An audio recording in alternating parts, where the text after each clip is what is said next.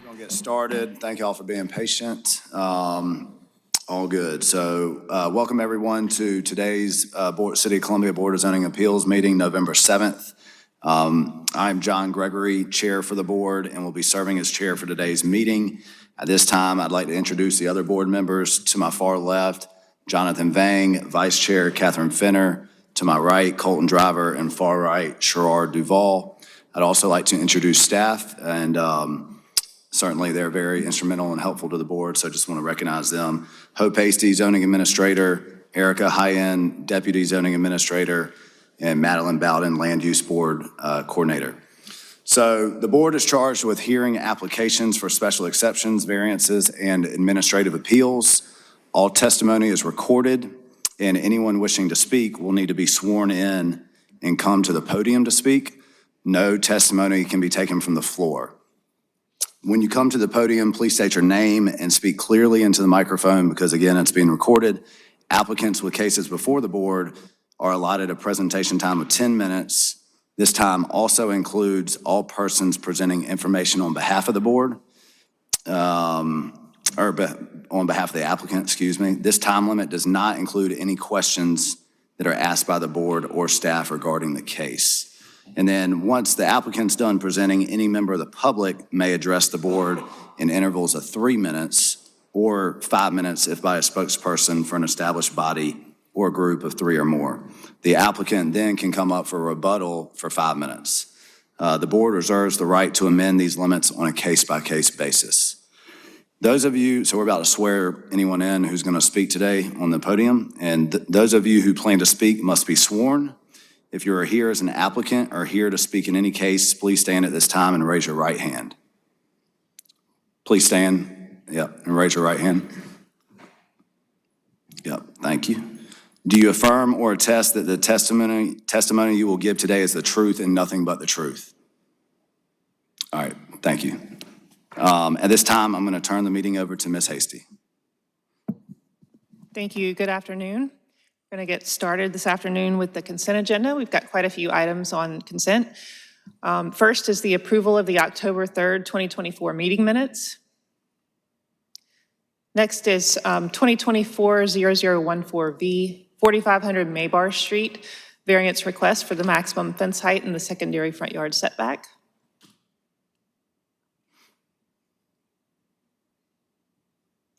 And next is case 2024-0015V, 2725 Cypress Street, and it's a request for a variance to the side yard setback and transitional buffer yard standards.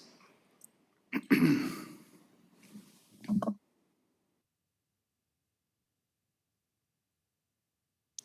next case on consent is case 2024-0016V. It's next to 185 Stone Ridge Drive, and it's a variance request for the transitional buffer yard planning standard.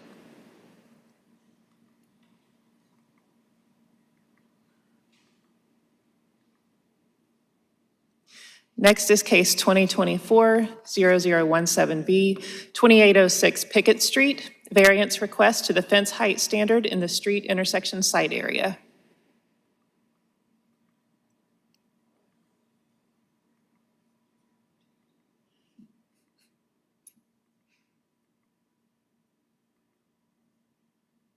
And the next case is case 2024-0019V, 4117 Devereaux Road, and it's a request for a variance to the minimum side yard setbacks for an addition to a single-family residence.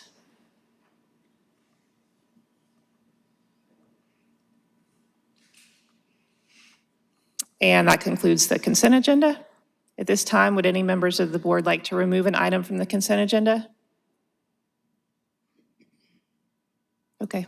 Would any members of the public like to remove a case from the consent agenda? Okay. I'm seeing none. So at this time, I'd like to hear a motion to approve the minutes and approve the consent agenda. Move to approve the consent agenda and the minutes. All right, we have a motion. Do we have a second? Second. All right, all those in favor say aye. Aye. Aye. Any opposed? All right, the motion's approved. So that handles the consent agenda. So if you are here for that, you're welcome to stay, but you certainly don't have to. So Thank all y'all for coming. Appreciate But it. if you're here for the regular case, we need you to stay. Yes. Thank you. Okay, so at this time, I'm going to recuse myself, and Catherine's going to step in as chair for this case, and I'll turn it over to y'all. Thank y'all.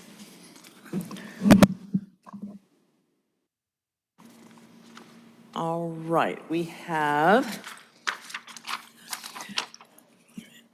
a special exception to permit a case number 2024-000018 SE at 1735 Devonshire Drive, a special exception to permit a micro school in the MU district.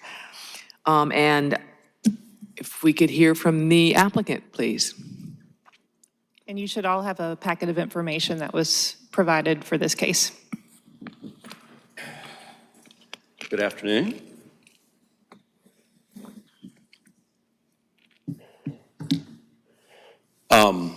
My name is Jenkins Williamson. I am with Columbia Development. That's my primary occupation, but I'm here today to talk to you about Sunnyside Academy. So Sunnyside Academy grew out of a tutoring center called Peace of Mind Tutoring Center that's currently located on Sunnyside Drive in Forest Acres. Sunnyside Peace of Mind Tutoring Center tutors students from all over the Midlands, primarily students in Columbia that need special attention. And it's comprised of teachers that, are looking for extra work, that are driven by their love for educating children. And out of that organization, a need was seen or was discovered for a small school. I think what was noticed is that there were a lot of students in Columbia that didn't have a home or a school home that was a good fit. My daughter's one of them. With my daughter, she's a unique learner.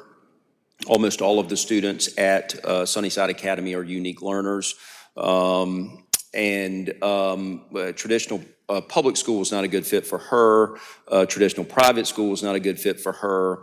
And she really needed lots of special attention, one-on-one attention. And we were told about the Peace of Mind Tutoring Center. She started going there for tutoring, and then Christy Jones, who runs the tutoring center, decided she was going to start a micro school, and we said, well, we're in. And so our daughter was, part of the first class there. And currently, Sunnyside Academy has 8 students. The youngest student is in 5th grade. The oldest student is a junior in high school. And there are 8 students, total. I guess the bottom line is we've outgrown the space that we're in currently. We're in 2 small commercially zoned houses on Sunnyside Drive in Forest Acres. It's right across from Mio's, if y'all know where that is. And so I'm in the real estate development business. My daughter's a student there. And so I said, well, we need to find a new place for the school. And so we started looking, and we discovered this piece of property at the end of Devonshire, which has an old home on it that was built in the 30s. It was then converted to an office, and we can look at a couple pictures here. You can see that it's dilapidated. Anyway, it was converted to an office, maybe in the 80s. The house has some historical significance. It's part of the Office Park district there, Middleburg Office Park, and the family that originally owned much of that land where the old Waverly Sanitarium used to sit. This was their old family home place. The park is in the process of being placed into a historic district, and this piece of property and the home that sits on it will come in as part of that. So so this piece of property will be registered as historic, both federally and at a state level.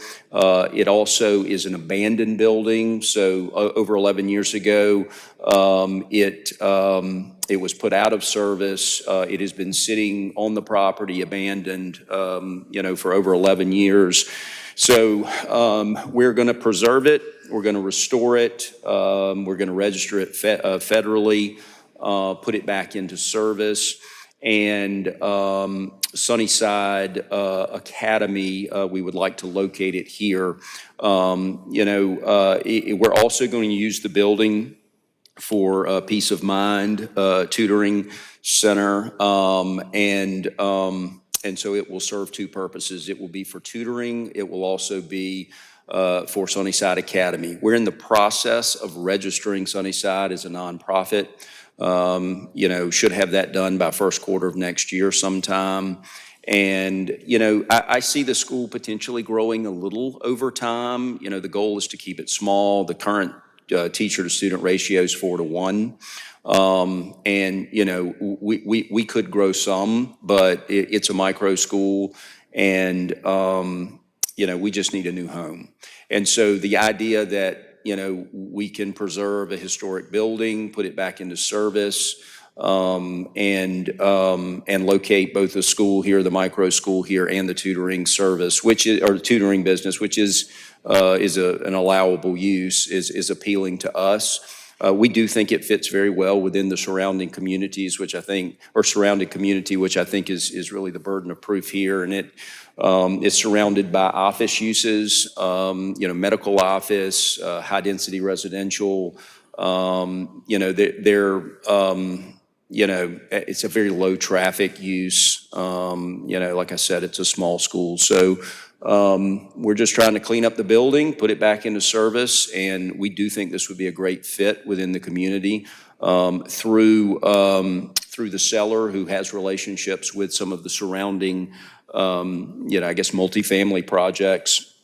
I think it is known that we're coming in. He said he has conveyed that to the managers of those multifamily projects, and so that's it.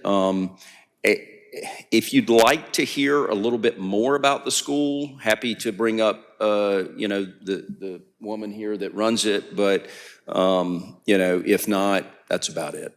Well, I think what we really are charged with is seeing specifically how it's going to impact the surrounding area. Correct. I mean, I'm sure the school sounds wonderful and a very useful thing, I'm sure. But we need to know whether, for example, what do you anticipate the traffic would be on vehicular pedestrian safety? I don't see it being any greater, and in fact, less than a typical commercial use. Okay. With the number of students that we have, and students coming in the morning, and then, leaving late in the day, the traffic generated from it's very, very low. Okay, and you've got adequate parking, We loading, do. unloading, We're putting 30 parking spaces in when we renovate it, which is, more than enough parking. And you're not planning on having any fumes, noise, lights, blah, blah, blah, let's see, fumes, we have to be concerned about environmental factors such as noise, lights, glare, vibration, fumes, odors, obstruction of air or light, and litter. None. It'll function. So one of the unique things about the school is that the environment is much like a home environment. It's very important to Christy Jones, who operates the school. It's essentially going to feel and look like a residential home. When you go in it, it feels and looks like a residential home. We want the students to feel at home and in a comfortable environment. Very low impact. Okay. We can ask questions now? Yes, what do you have? I guess my question would be in reference to the parking. So I'm taking a look at, and if you want for reference to go to, it's the overhead picture that's in color. I'm not sure what number these pictures don't have numbers on them. No, there's another. Be a site arrow. plan. You just had it. No, you just No, had it. that's not it either. We're almost there. Keep going. One more, or here. Go back one. Right there. Yep. So I do see that, again, one of the things our responsibility is making sure that it fits within the neighborhood standards. And we can clearly see that it looks like there's a lot of office-style home buildings around the building, which I think is great. My question would be the parking. Yes.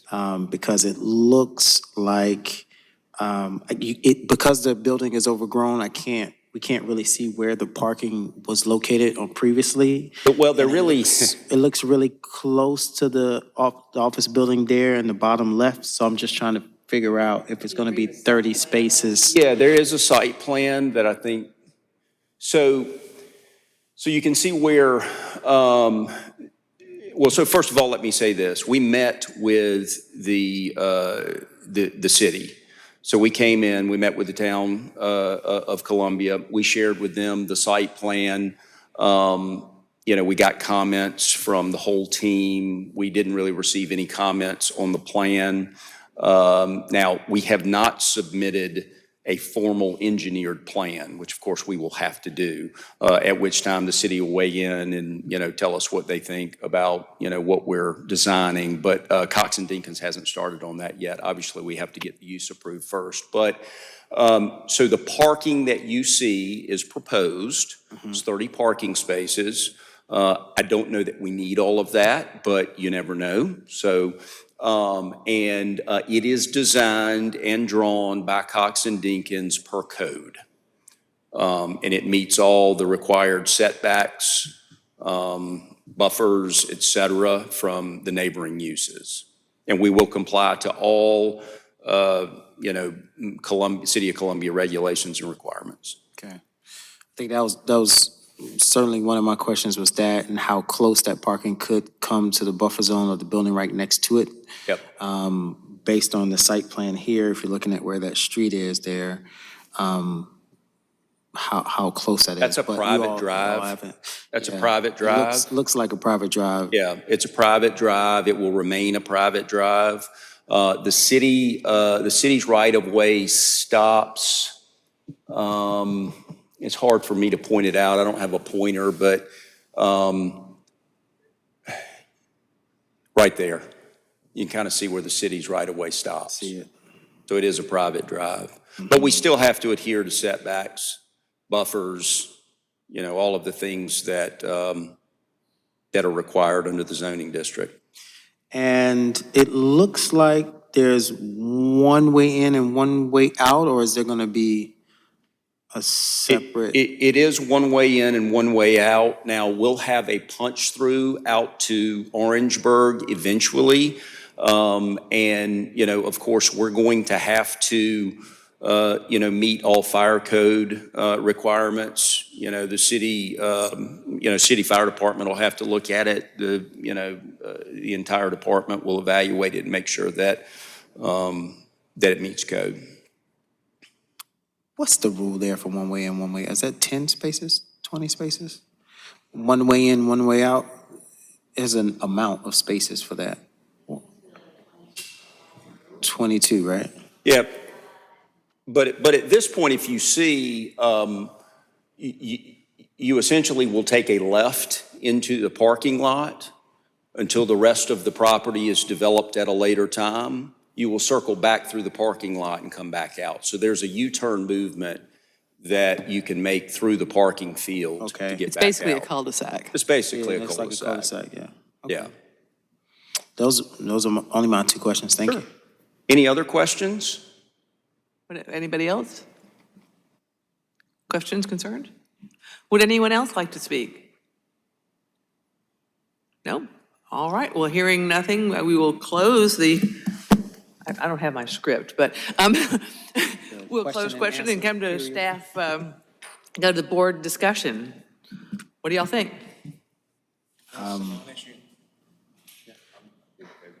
Okay? Yeah, I think if, as long as they can meet the parking requirements of the city and then I think it's fine. Okay.